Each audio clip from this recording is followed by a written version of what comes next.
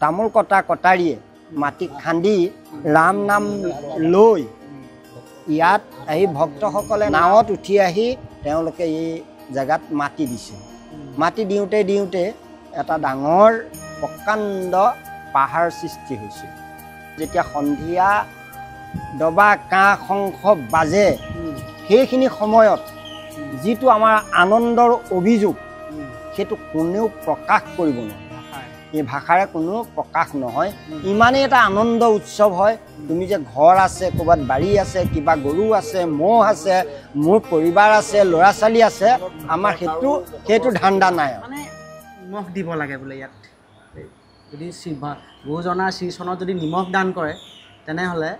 তেওঁলোকৰ যি আকাংক্ষা লৈ বা যি আশা লৈ যদি তেওঁলোকে নিমখ দান কৰে সেই আশাখনে তেওঁলোকৰ পূৰণ হয়। এই কথাষাৰৰ কিমান আধ্যাত্মিক তাৎপৰ্য আছে যে নিমখ দিব লাগে, নিমখ দিলে আপোনাৰ মনৰ বাঞ্ছা সকলো পূৰ্ণ হয় বুলি। আপুনি আপোনাৰ কথা আপুনি ক'লে হ'ব। নিমখটো দিলে মানে কোনোবা লোকে সোণৰ বদলি সোণ অকণমান দান কৰিব লাগে। সোণৰ ঠাইত নিমখ দান কৰি তেওঁ কিবা অভাৱ অভিযোগ দূৰ হৈ থাকিলে সেই মনৰ কামনাখিনি তাৰ পূৰ্ণ হ'ব বুলি আমি আগৰ পৰা বিশ্বাস এটা আছে, পাইছোঁ কাৰণে সেইটোকে ভাৱ লৈ নিমখটো দান কৰা হয়। ৰাইজে মই ইয়ালৈ অহা আগত কেইবাজনকো সুধিছিলোঁ আৰু লগতে বহুত দেখিছোঁ পেপাৰে পত্ৰই টিভিয়ে পত্ৰই, মই নিজেও টিভিতে কাম কৰোঁ। মানুহে কয় যে হয় পায় বোলে, তেওঁ মনত যদি কেতিয়াবা দুখ থাকে আহি যদি ইয়াত নিমখৰ পেকেট এটা দান কৰে, তেওঁ যদি শ্ৰদ্ধাভাৱে নিজৰ সুজ্ঞানত আহি ইয়াত নিমখ দান কৰে বা চাকি বন্তি দান কৰে, তেওঁ কোনোজনক ইয়াৰ মহাত্মা ৰূপে তেওঁক পূৰ্ণ লাভ কৰাইছে আৰু দেখাইছেও। কিছুজনৰ পাইছে, সেইখিনি লাভ হৈছে, কোনোজনৰ নহ'বও পাৰে, ভাল ধৰণে শুশ্ৰূষা কৰা নাইকিয়া চাগে। ভক্তিত যদি অকণমান ক্ৰুটি থাকে তেতিয়াহ'লেতো অকণমান নিশ্চয় তাতো ফল পোৱাৰ ক্ষেত্ৰত অকণমান ক্ৰুটি হ'বই নিশ্চয়। নিমখৰ কথাটো গম পালোঁ। তেনেকৈ এতিয়া ভেটি এটা আছে ইয়াত, যিটো ভেটি সেই এটা এতিয়া ঐতিহ্য ভেটি বুলি কোৱা হয়। আৰু সেই ভেটিভাগ নিৰ্মাণৰ আঁৰতো এটা বৰ ডাঙৰ কাহিনী এটা আছে। সেই কাহিনীভাগ যদি অকণমান যদি কয় আমাৰ ৰাইজক। আমাৰ যেতিয়া মায়াময়া ভক্তসকলৰ লগত ৰজাৰ বিৰোধিতা আচৰণ হৈছিল, আমাৰ ৰজাৰ লগত মায়াময়া মতক সম্প্ৰদায়ৰ যিটো ভক্ত ৰাজঘৰীয়াৰ লগত বিদ্ৰোহ সৃষ্টি হৈছিল। তাৰমানে আমাৰ ভকতসকলক অত্যাচাৰ কৰিছিল, কিছুমান ভকত মাৰি পেলালে, কাটি পেলালে। আমাৰ গুৰুসকলৰ, আমাৰ শিষ্যসকলে গুৰুৱে যিটো শিক্ষা দিয়ে আমাক গুৰুকহে সেৱা কৰে। আমাৰ ৰজাক বা কোনোবা এজনক আমি সেৱা নকৰোঁ, আমাৰ ভকতক সেৱা কৰা হয়। মূৰ্তি পূজা আমাৰ নাই, আমাৰ মূৰ্তি সেৱা নকৰে। মূৰ্তি বুলি ক'লে আমাৰ শিলা মূৰ্তিৰ ওপৰত সেৱা বিশ্বাস নকৰে। আমাৰ এক দৈৱকীনন্দন দেও, তেওঁ এই পৰম্পৰা শংকৰ গুৰুৰ পৰা আৰ্হি হৈ, শংকৰ গুৰুৰ পাছত আছিল মাধৱদেৱ শিষ্য, মাধৱৰ পাছত হ'ল গোপালৰ শিষ্য অনিৰুদ্ধ। এই চাৰিজন আমাৰ গুৰু। আমি শংকৰ, মাধৱ, গোপাল আৰু অনিৰুদ্ধ, আমাৰ চাৰিজনেই গুৰু। আমি চাৰিজন গুৰুৰ আৰ্হিতে আমাৰ ধৰ্মমূলক সনাতন ধৰ্মৰ যিটো মূল খুঁটি আমাৰ ভক্তসকলে গুৰুৰ আজ্ঞামতে পালন কৰি আছে। যেতিয়া আমাৰ মোৱামৰীয়া বিদ্ৰোহৰ সৃষ্টি হৈছিল তেতিয়া গুৰুজনে ভাবিছিল যে ৰজাৰ শাসনত থাকিলে হয়তো আমাৰ মায়ামৰীয়া ধৰ্মটো লুপ্ত পাই যাব। লুপ্ত হোৱাৰ ইচ্ছাপূৰ্ণ তেওঁ নিজৰ জ্ঞানেৰে বিবেকেৰে গুৰুজনে চিন্তা চৰ্চা কৰি তেওঁ মনতে এটা স্থিৰ কৰিলে যে আমাৰ মায়াময়া ধৰ্মটোৰ এটা প্ৰতীক স্বৰূপ মই নিৰ্মাণ কৰিব লাগিব। মইতো গুচি যাম, তাৰপিছততো নহ'বও পাৰে, মই থাকোঁতেই মোৰ দ্বাৰাই এই বৰভেটি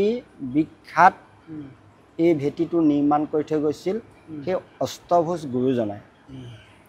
মোৱামৰীয়া বিদ্ৰোহৰ সময়তে এই ভাগ স্থিতি কৰিছিল। এতিয়া এই ভেটিভাগ নিৰ্মাণ কৰোঁতে শদিয়াৰ পৰা মানাহলৈ সকলো তেওঁ শিষ্য আমাৰ মায়াময়া ধৰ্মৰ যিখিনি শিষ্য আছিল তেওঁলোকক যোগাযোগ কৰি তেতিয়াতো এনেকৈ মোবাইলৰ কানেকশ্যন নাই কিন্তু ইমান দূৰৰ পৰা কেনেধৰণে ব্যৱস্থা কৰি মালুপথাৰ জেগাত একগোট কৰি এটা গোট কৰি তেওঁলোকে ধৰ্মৰ ৰাম নাম লৈ যে শ্ৰীৰামচন্দ্ৰই সীতাক যেনেকৈ উদ্ধাৰ কৰিছিল সাগৰত সেতু বান্ধি আমাৰ ভক্তসকলে এই 24 নদী পানীত এটা সৰোবৰ জেগাত গুৰুৰ নিৰ্মাণিত কৰি গুৰুৱে আহি ইয়াত সেই তামোল কটাৰীয়ে মাটি খান্দি ৰাম নাম লৈ ইয়াত আহি ভক্তসকলে নাৱতহে উঠি আহিব পাৰে নাৱত উঠি আহি তেওঁলোকে এই জেগাত মাটি দিছিল মাটি দিওঁতে এটা ডাঙৰ প্ৰকাণ্ড পাহাৰ সৃষ্টি হৈছিল একদম গোবৰ্ধন পৰ্বতৰ আকাৰৰ নিচিনা এটা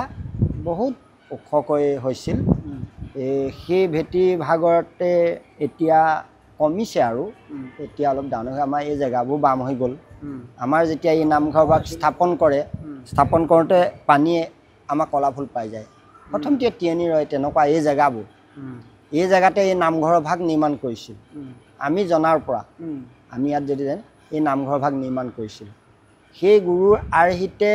এতিয়া আগত ভেটিৰ ওপৰতে আমাৰ ভক্তসকলে নাম কীৰ্তন কৰে তেতিয়া ৰাইজৰ সমাগমটো নাছিল তেতিয়া ৰাইজৰ ভক্তসকলৰ আমাৰ যিসকল শিষ্য সেই শিষ্যসকলে পৰম্পৰা ৰক্ষা কৰি নলগোৱা উৎসৱ ভাগ নিৰ্মাণ কৰিছিল বছৰেকত আহি বকে নাহে আৰু কেতিয়াবা কিছুমান আহে 2-4জন আহে শৰাই সঁকুৰি দি আৰু তেওঁ দিনতে ভাঙি গুচি যায় এনেকুৱা ৰাতিলৈ ইয়াত নাই তাৰ পৰ্যায়ক্ৰমে এতিয়া যুগ আধুনিক হ'ল নাম কীৰ্তন হ'ল ভক্তৰ সমাগম হ'ল ইয়াত অৰিহণা যিটো দান বৰঙণি পায়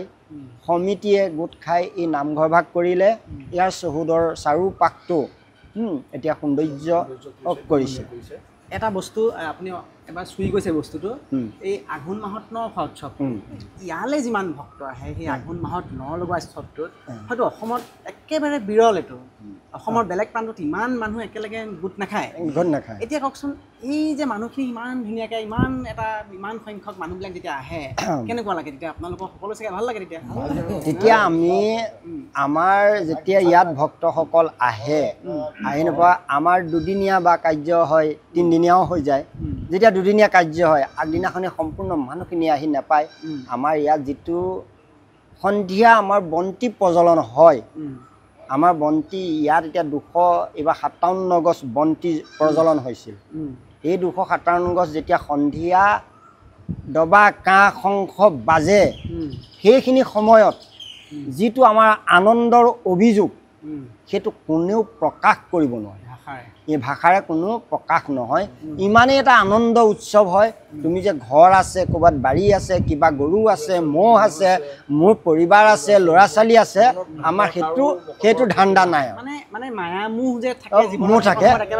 নাইকিয়া হৈ যায়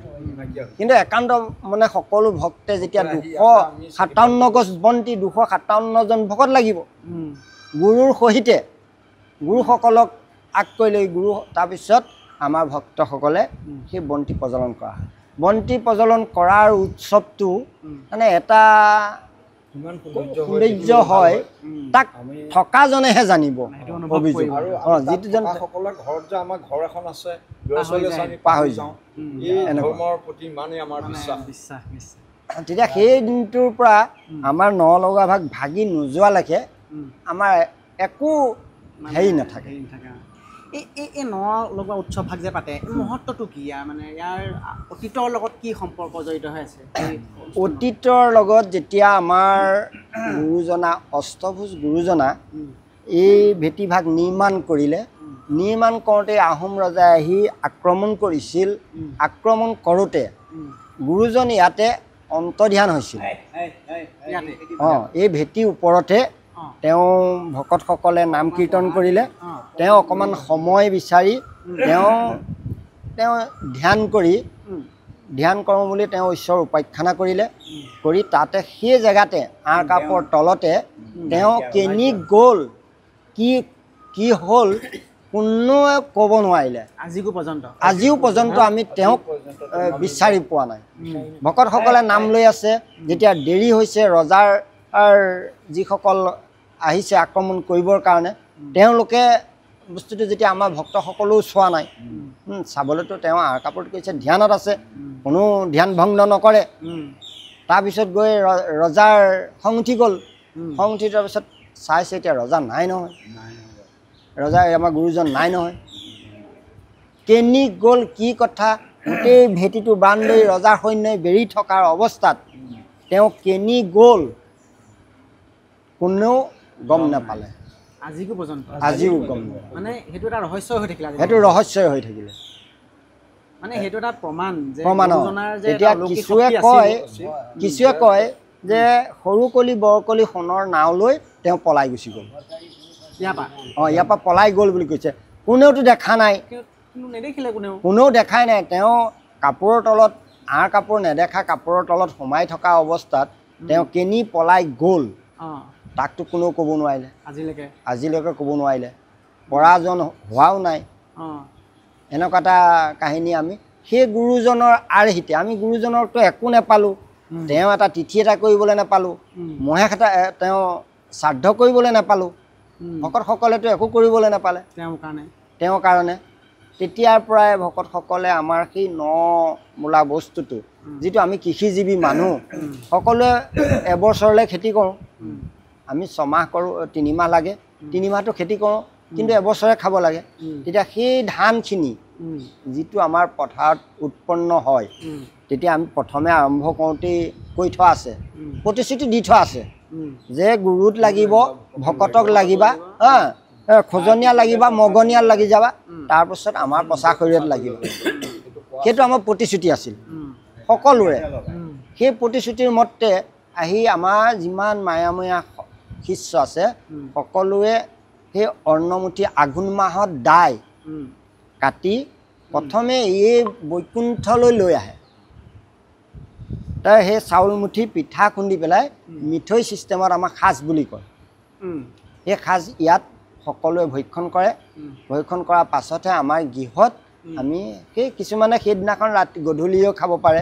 পাছদিনাখনলৈও সেই নমদি ভাত বনাই খাব আঘোণ মাহতে খাব আৰু সেই তেনেধৰণে সেই পৰম্পৰাটো নলগা উৎসৱ চলি আছে তেতিয়াৰ পৰা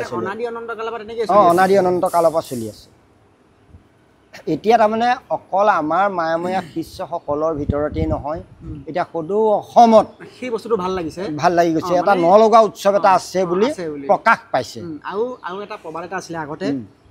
যে কেৱল অকল মায়াময়া সমাজখনহে ইয়ালৈ তেওঁলোকৰ মনৰ বাঞ্ছা লৈ আহে বুলি কয় কিন্তু এতিয়া নহয় সেইটো সেই পৰিধিটো এতিয়া ভাগিলে এতিয়া ভাগি গ'ল এতিয়া সকলো আহে মই যিমান জানো এতিয়া মানে একেবাৰে সমাজৰ নিম্ন বৰ্গ শ্ৰেণীৰ পৰা একেবাৰে উচ্চ বৰ্গ সকলো সমপৰ্যায় বৰ্ণৰ নিৰ্বিশেষে যেতিয়া আহে ইয়াত কোনো হেৰি নাই সকলো সমান সেই বস্তুটো মানে সেইটো গুৰুজনাৰ আদৰ্শকে মানে প্ৰতিফলিত হয় যে তেওঁৰ আদৰ্শটো ভাল আছিলে তেওঁ শ্ৰীচৰণলৈ গ'লে এইখিনি আমাক মংগল হয় মনত শান্তি হ'ব প্ৰশান্তি হ'ব সেই কথাটো কেনেকৈ চায় আপোনালোকে ভাল লাগে এতিয়া নিশ্চয় ভাল লাগে আমাক এতিয়া ধৰি লওক ইয়াত যদি আহি বন্তি গছ জ্বলাই নিমখ দিয়ে দি থৈ তুমি গুচি গ'লা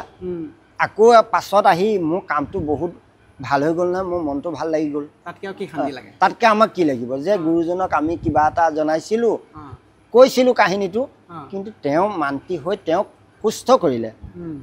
তেওঁক ভাল কৰিলে সেই শব্দটো আমি শুনিবলৈ পালে আমাৰো মনটো ভাল লাগে সেইজনেতো ভাল লাগিছেই আমাৰো আমাৰ গৌৰৱান্বিত হ'ব পাৰোঁ আমি যে এইটো কথাটো ভাল লাগিছে এনেকুৱা পাই আছে সকলোৱে নোপোৱাকৈ নাই আজি মই 2008 চনৰ পৰা ইয়াত বন্তি প্ৰজ্বলন কৰি আছোঁ তেনেকৈ ভক্তসকলক পাইছোঁ বহুতকেইটা অভিযোগ মোৰ বোলে আহিছেও তেওঁলোকে উত্তৰ দিছে মই শুনিও ভাল পাইছোঁ এনেকুৱা ধৰণে শুনিয়ে ভাল লাগিছে তেওঁলোকে যেতিয়া মোক আকৌ ৰিটাৰ্ণ কৈছেহি এনেকুৱা হৈছে